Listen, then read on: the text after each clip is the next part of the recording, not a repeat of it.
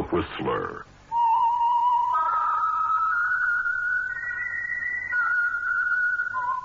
Presented by the United States Air Forces in Europe.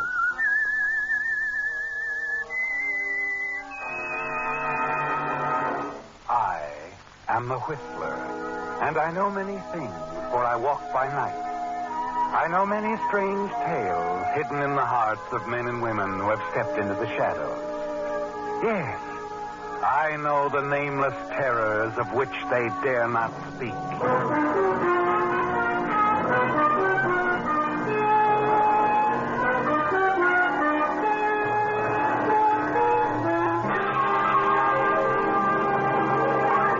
The Whistler with Western Defense. And now, the Whistler's strange story. Generous host.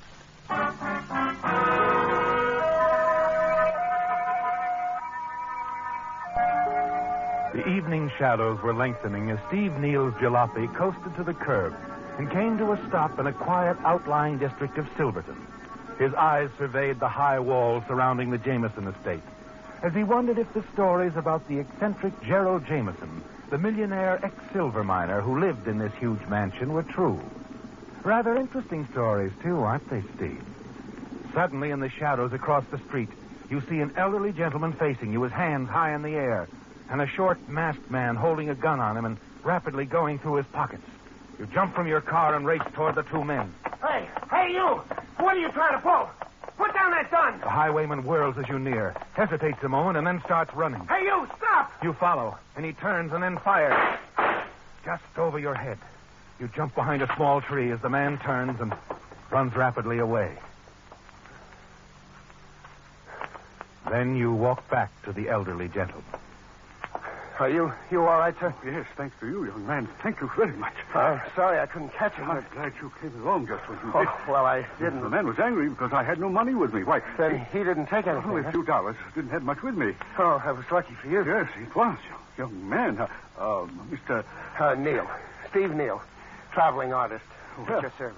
Mr. Neal, more than glad to meet you. Jameson's my name. Jameson? Yes, I was just taking an evening stroll. I live here in the house behind these walls. How about joining me in a drink?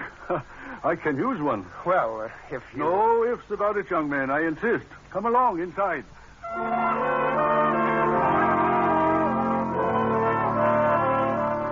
You are soon seated in the large library of the Jameson mansion, aren't you, Steve? Listening to Gerald Jameson praises of your heroic rescue as the very sincerely concerned servant, Henry, brings you a drink. Your eyes survey the luxurious surroundings, and you smile to yourself as you realize the possibilities of your new position. You introduced yourself as a traveling artist, Mr. Neal. What did you mean by that?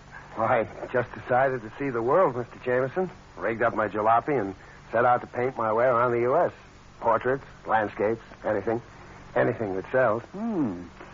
Well, I owe you a lot for what you did a few minutes ago. Oh, not at all. I'm glad I happened along when I did. Then perhaps you'll honor me by painting something for me.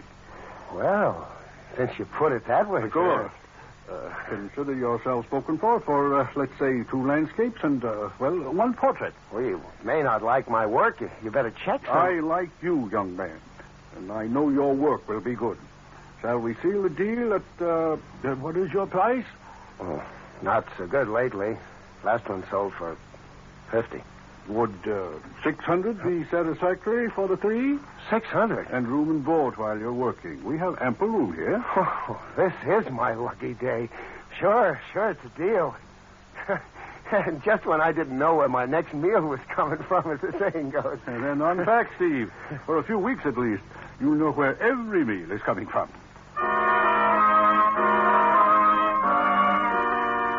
Your quick, daring action in Mr. Jameson's behalf solved all your problems, didn't it, Steve? At least temporarily. You decide to take your time on your painting assignment. And as the days pass, you hear some interesting stories about Mr. Jameson, especially the ones concerning his habit of keeping large amounts of cash in his safe at home.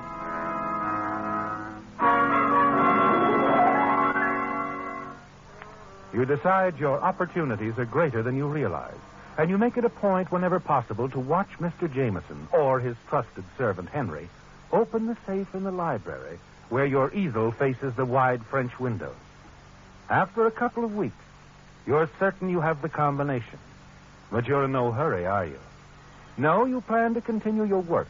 Wait for the ideal moment. Then one afternoon, as you're putting the finishing touches on your second painting, Mr. Jameson stands and surveys it approvingly. I hope you're as good at portraits as you are at these other things. Portraits? Yes. See, I had it in mind to have you do a portrait of my niece. Your niece? My sister's girl, Ruth Royce. Oh. She's arriving by train tonight. 24 years old, quite beautiful. Well, if she's coming tonight, I'd better doll up a little for a change, huh? You look okay, except for a shave and a haircut. Oh, I'll get a haircut this afternoon.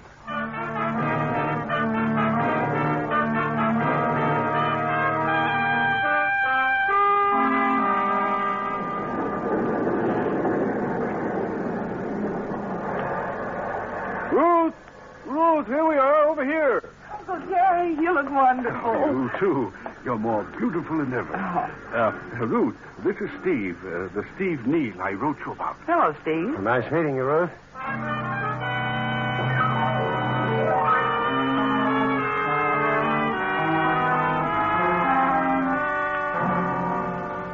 Well, what do you think of your portrait so far, Ruth? I like it so far. Just reflecting a charming subject, that's all. Well, thank you, sir. Oh, Mr. Steve. Yeah? There's a telephone call for you. Oh, for me? Yes, sir. Didn't give his name, though. Oh, thanks, Henry. Telephone's always interfering with pleasant moments. Don't go away, Ruth. I'll be right back.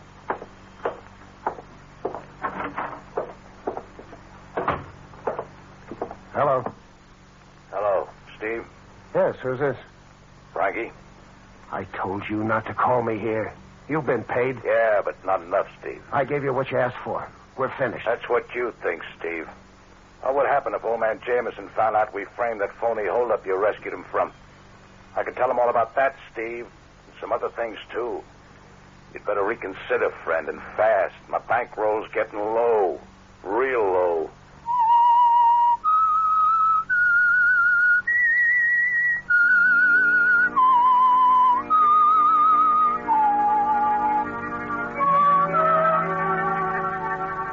The unexpected phone call from Frankie Bixton is more than disturbing, isn't it, Steve?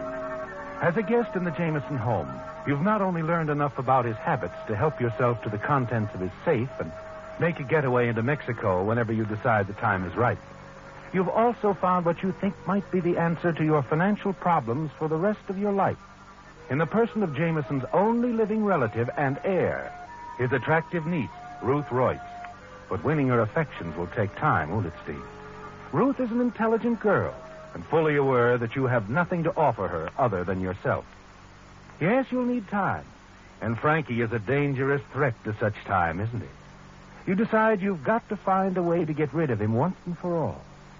Meantime, you decide to see more of Ruth. You're certain she finds you attractive, and one evening in a quiet little cocktail lounge on the outskirts of town, you make your first move. Well, now that your portrait's about finished, it won't be long till I'll be on my way.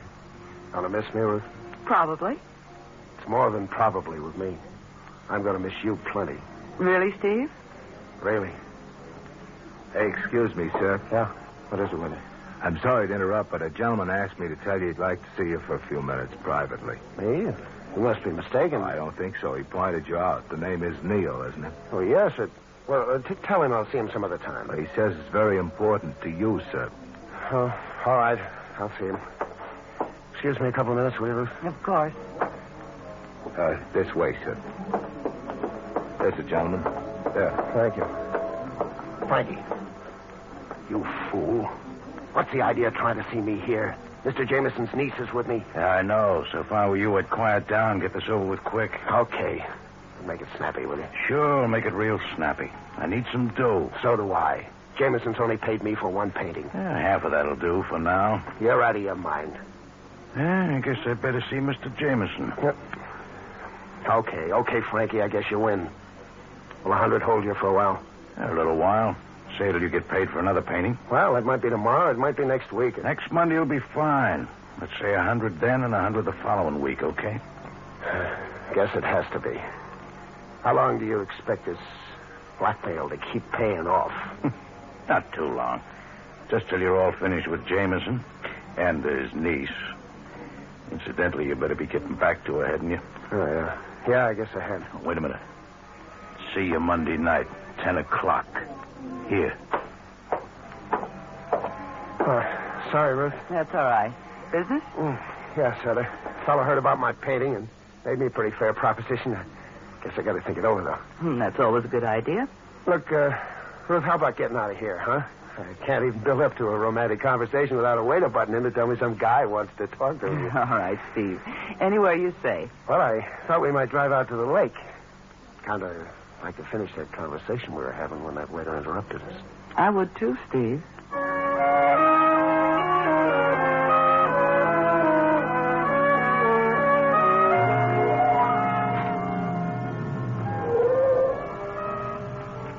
This is a lovely spot for a talk, Steve.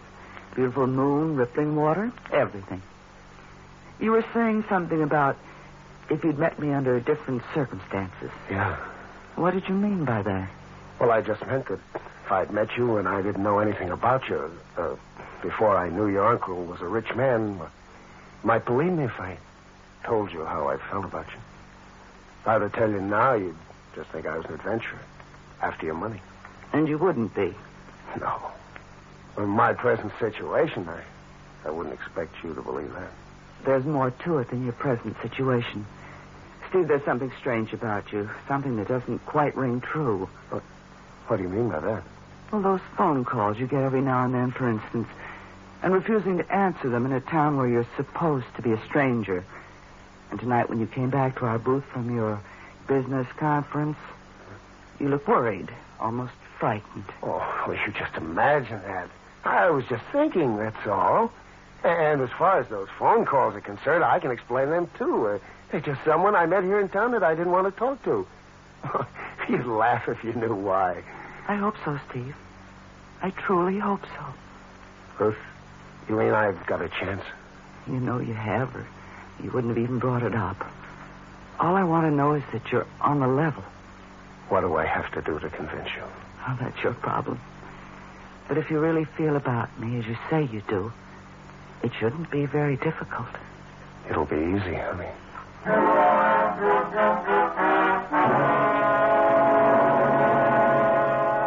But it won't be easy, will it, Steve?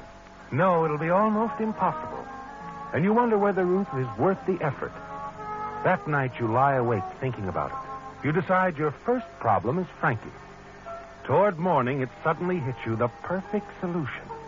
A solution that will give you time to decide exactly how to make your opportunity with the Jamesons pay off. And the additional time to carry out your plan. The following Monday evening at 10 o'clock, you're sitting opposite Frankie in the cocktail lounge where he asked you to meet him. You got my 100? No. Jameson hasn't paid me for any more pictures. Don't try to hand me that. I'm not handing you anything. Anyway, I've figured out a deal that'll make these $100 shakedowns of yours look like chicken feed. We can both get enough out of it to go to South America and retire for a couple of years. Where's the catch? No catch. Oh, look, Frankie. Jameson keeps him $20,000 to $50,000 in his library safe all the time. What about it? I know the combination. Oh, yeah? What else do you know? There's French windows in that library. I can unlock them for you. Give you the safe combination. Just be a robbery by a person or persons unknown. Maybe. What about the split? 50-50. You can mail my half to a guy named Joe Wells, care of the Mid-City Hotel, Bay City. That's me. Mark it hold till arrival. I don't want any part of that dough near me till the heat's off. Probably frisk me, turn everything I got inside out. Someday next week, when things are cooled off, I'll drive over, pick up the dough, and potter out of here. You figured things okay. Except one. What's that? I don't get this big trust in me. Supposing I go for this setup. Wants to stop me from grabbing the dough and running out on you. In that case, it won't be a robbery by persons unknown. It'll be a robbery by Frankie Bixton. And I got a hunch the cops will find you real quick. With a little help from me. Yeah, I guess that adds up. When do you figure on pulling this off? Tomorrow night, 11 o'clock, right on the dot. Mr. Jameson, Henry, and I'll be playing billiards upstairs in the billiard room. Ruth will be in bed. She's getting up at 5 the next morning to go horseback riding. You can't miss. Guess it's worth a chance. Now lay it out for me, huh? Okay. I'll lay it out step by step. Now look.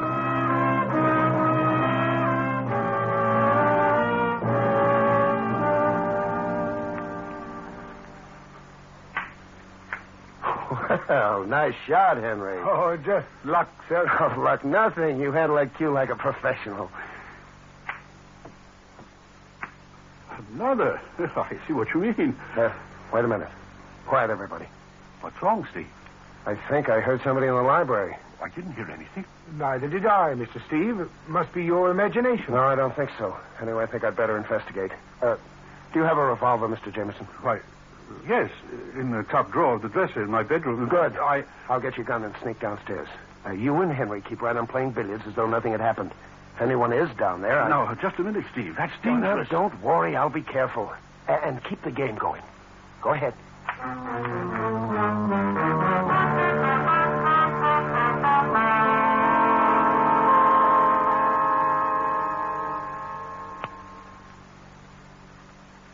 Okay, Frankie, keep quiet and keep your hands where I can see them. Steve, That's right.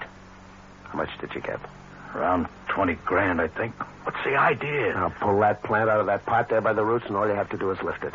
I loosened the dirt and it wet it down an hour ago. Wait a minute. All right, now come on, move. I can let you have it, and you'll be another dead burglar. Double cross, huh? I said move. Okay. Now, out those French windows, Frankie. Look, Steve. Come on, get going. Hey, you! You stop! Stop or I'll shoot!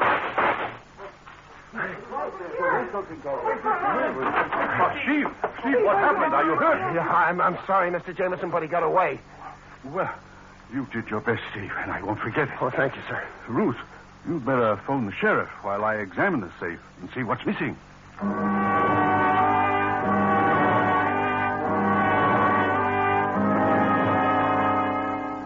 When the sheriff and his deputies arrive, you spend some anxious moments as they question you and examine the premises. But everything worked out exactly as you planned. You breathe a sigh of relief when they ignore the wet flower pot and leave. You're sure that by morning no one can tell the plant was tampered with. By 1 o'clock, you've retired for the night. But you're worried and a little frightened, aren't you, Steve?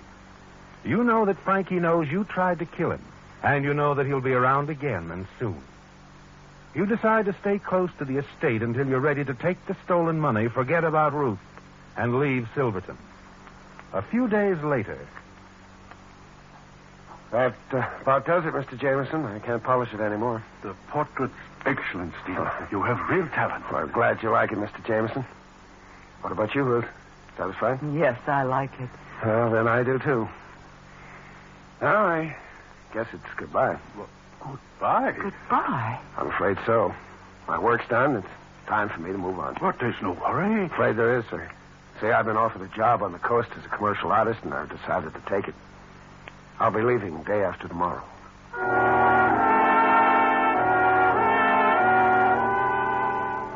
Just before dinner that evening, Mr. Jameson calls you aside and, as a reward for your bravery, tries to persuade you to accept an additional $500 for the paintings you've completed.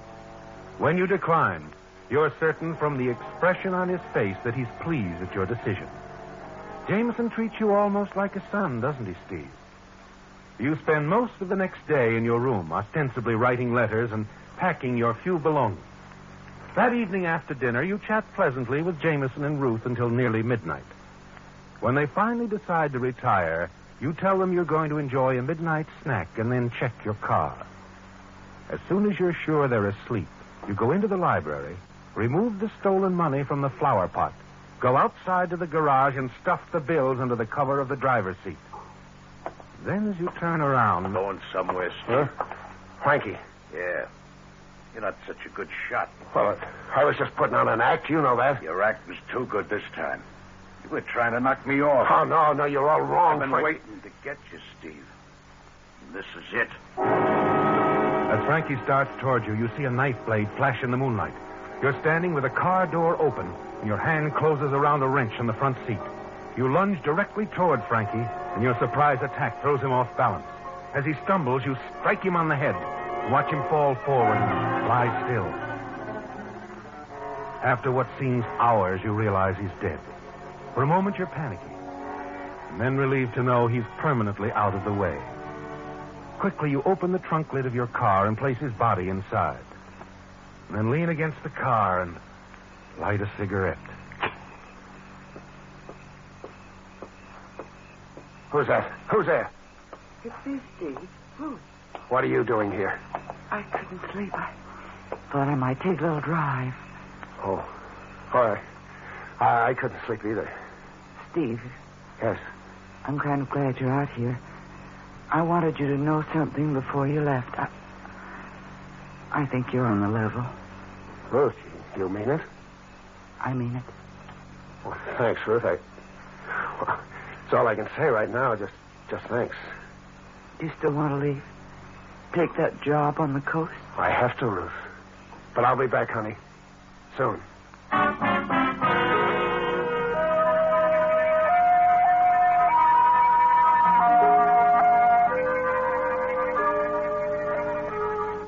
Well, Steve, your mission in Silverton is accomplished, isn't it?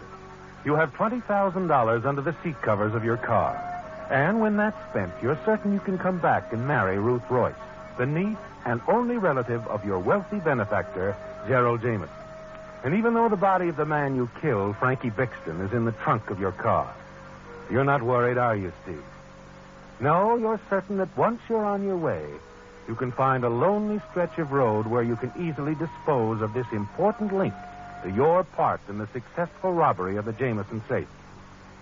Next morning, after a lengthy breakfast, Mr. Jameson and Ruth accompany you out the front door and around the house to the drive.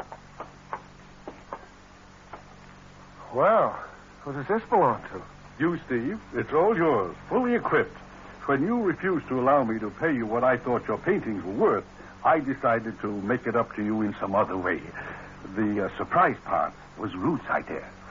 Certainly a surprise, all right. As soon as you sign these transfer papers, it'll be all yours. You like it, don't you, Steve? Oh, sure. But what about my old jalopy? Where is it? Mr. Burke drove it back to the garage when he delivered this new station wagon for you early this morning. Oh, how could I? It was locked. I still have the keys.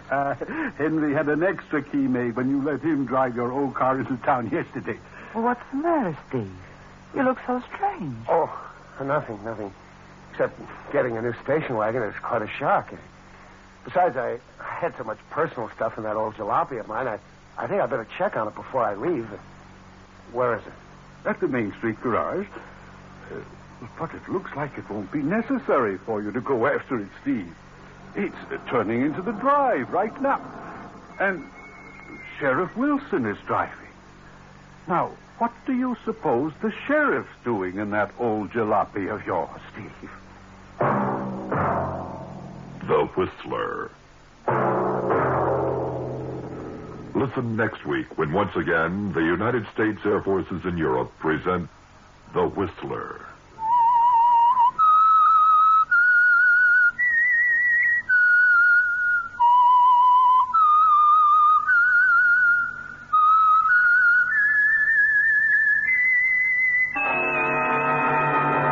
The Whistler has come to you through the worldwide facilities.